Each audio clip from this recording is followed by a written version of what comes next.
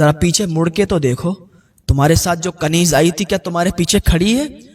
جب ملکہ نے پیچھے مڑ کے دیکھا تو کنیز غائب تھی، کنیز نہیں تھی وہاں پر، وہ چلی گئی اور دروازہ بند کر دیا۔ جیسے ہی اس نے یہ دیکھا کہ اس کے ساتھ یہ دھوکہ ہوا، اس کے ساتھ یہ فریب ہوا، اس کے دل کی دھڑکنیں تیز ہو گئیں، اس کے آنسو نکلنے لگے۔ تمام عورتوں نے کہا کہ یہاں کی نئی بات نہیں ہے، جب بھی 6 مہینے گزرتے ہیں ہر نئی بیوی بادشاہ کی اسی طریقے سے یہ کنیز اس کو جھانسے میں لیتی، اس کو پھانستی ہے، اپنے فریب میں اس کو پھانستی اور یہاں چھوڑ جاتی ہے۔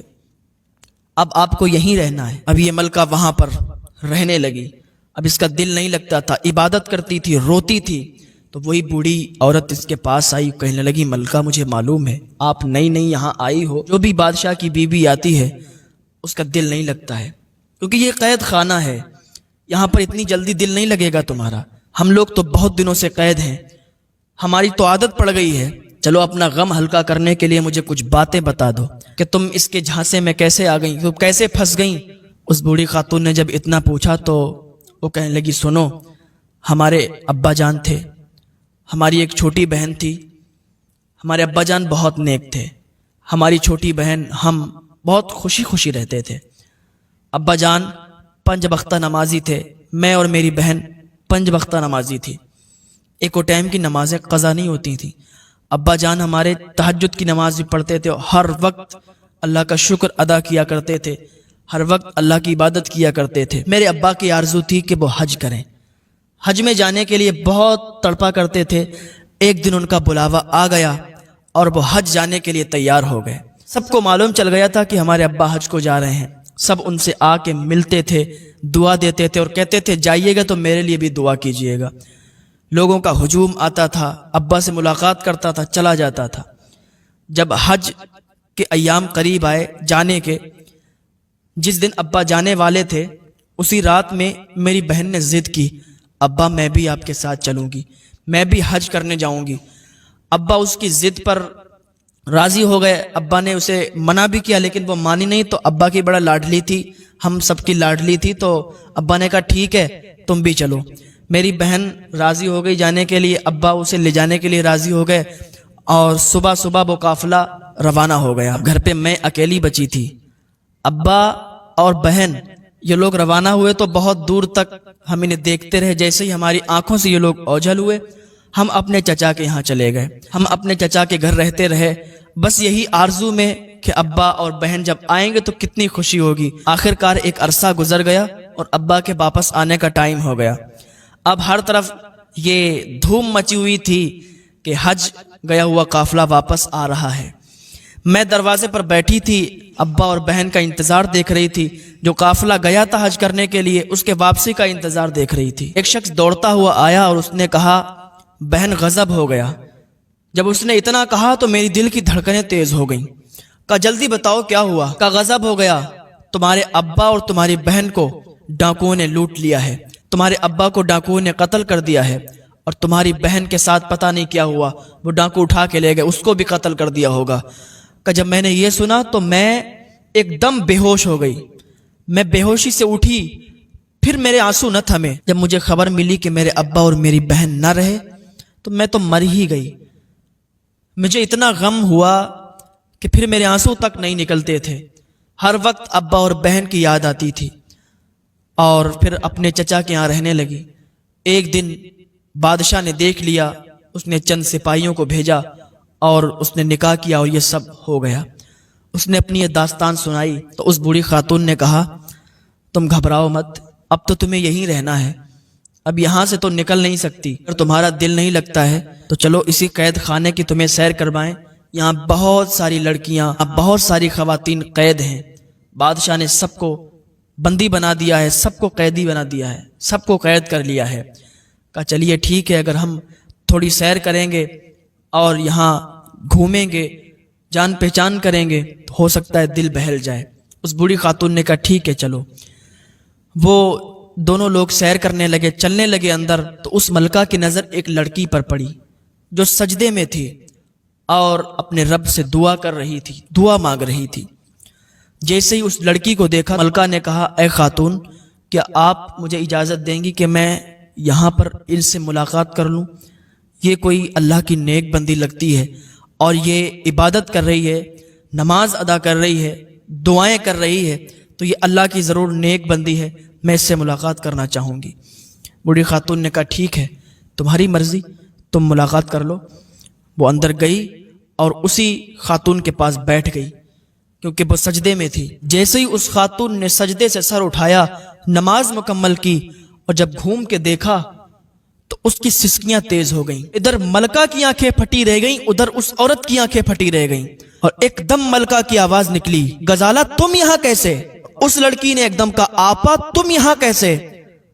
اب اتنا کہنا تھا کہ دونوں گلے مل کے خوب رونے لگیں، اتنی روئیں کہ ان کے دوپٹے بھیگ گئے۔ جب اتنا اس بوڑھی خاتون نے دیکھا تو یہ چونک گئی، تو اس خاتون نے پوچھا کہ ملکہ مجھے یہ بتاؤ کہ تم اس لڑکی کو جانتی ہو، اور تم بتاؤ کیا تم ان ملکہ کو جانتی ہو؟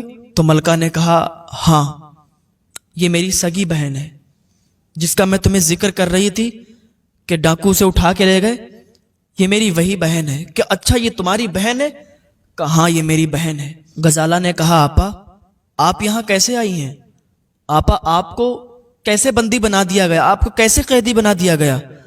اس نے کہا غزالہ مجھ سے کچھ مت پوچھو، پہلے تم بتاؤ کہ تمہارے ساتھ کیا معاملہ ہوا، تم یہاں تک کیسے پہنچی؟ غزالہ نے کہا آپا کچھ مت پوچھو، کیسے یہاں تک پہنچی ہوں؟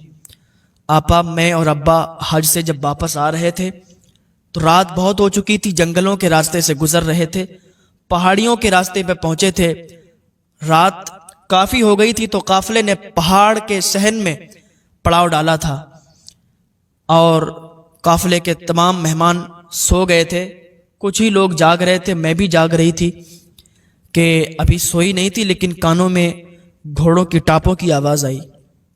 جب گھوڑوں کی ٹاپوں کی آواز آئی تو میں اٹھ کے بیٹھ گئی، اور ایک دم آواز آئی کہ یہی وہ قافلہ ہے اور اسی میں وہ لڑکی ہے اور اس کا باپ ہے، جلدی سے پکڑو۔ اتنا تھا کہ میں اٹھ بھی نہیں پائی کہ وہ بڑے بڑے جسم والے سپاہی گھوڑے پر سوار ہو کر قافلے کو گھیر لیتے ہیں، مجھے بندی بنا لیتے ہیں اور گھوڑے پر ڈال کے اور رسی سے باندھ دیتے ہیں، اور ابا کو بھی بندی بنا لیتے ہیں، اور بنانے کے بعد گھوڑے پر ڈال کے رسی سے باندھ دیتے ہیں اور گھوڑوں کو ہانک دیتے ہیں، اور اپنے آپ گھوڑوں کو پیچھے پیچھے چلتے ہیں۔ چلتے چلتے چلتے چلتے اتنا چلے کہ پوری رات چلے، صبح ہو گئی، ایک جگہ ٹھہرے، انہوں نے ابا کو بھی کھولا، ہمیں بھی رسیوں سے کھول دیا، صبح ہو گئی تھی، جسم ٹوٹ رہا تھا۔ اب ہم نے کیا کیا؟ فجر کی نماز ادا کی، ہمیں معلوم بھی نہیں تھا کہ ہم لوگ جا کہاں رہے ہیں، ہم لوگ قید کیوں کیے گئے ہیں۔ نماز ادا کی، اللہ سے دعا کی، پھر ان لوگوں نے ہمیں بندی بنا لیا، پھر ان لوگوں نے ہمیں رسیوں سے گھوڑوں پر باندھ دیا، اور چلتے چلتے بس ایک محل سامنے پڑا، محل کے دروازے پر آ کے انہوں نے رسیوں سے کھول دیا، جسم بالکل چور تھا، ہم لوگ نیم بے ہوش تھے، آدھے بے ہوش ہو چکے تھے۔ اب وہاں پر کنیزوں نے مجھے گھیر لیا، اور ابا کے ساتھ کیا ہوا مجھے پتا نہیں، پتا یہی چلا ہے کہ ابا کو قتل کر دیا گیا ہے، اور مجھے کنیزیں اندر لے گئیں محل کے اندر، اور سب مجھ سے کہنے لگیں خوش آمدید، خوش آمدید، تمہیں مبارک ہو کہ تم بادشاہ کی ملکہ بننے والی ہو، تم بادشاہ کی بیوی بننے والی ہو، محل کی رانی بننے والی ہو۔ جب یہ میں نے سنا آپا تو میں بہت ڈر گئی کہ یہ کیا ہو رہا ہے میرے ساتھ۔ بہرحال وہ کنیزیں مجھے لے گئیں اور کہا کہ جلدی سے تم دلہن بن جاؤ، بادشاہ تم سے شادی کرنے والا ہے، تم سے نکاح کرنے والا ہے۔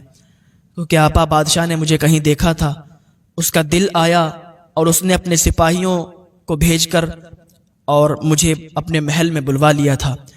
کنیزیں آئیں، وہ تشت لے کر، وہ نئے نئے کپڑے لے کر، ہیرے جواہرات لے کر، ہار لے کر، اور کہا جلدی سے تیار ہو جاؤ، تمہارا نکاح بادشاہ کے ساتھ ہونے والا ہے۔ میں رونے لگی اور میرے دل کی دھڑکنیں تیز ہو گئیں، یا اللہ یہ کیا ہو رہا ہے؟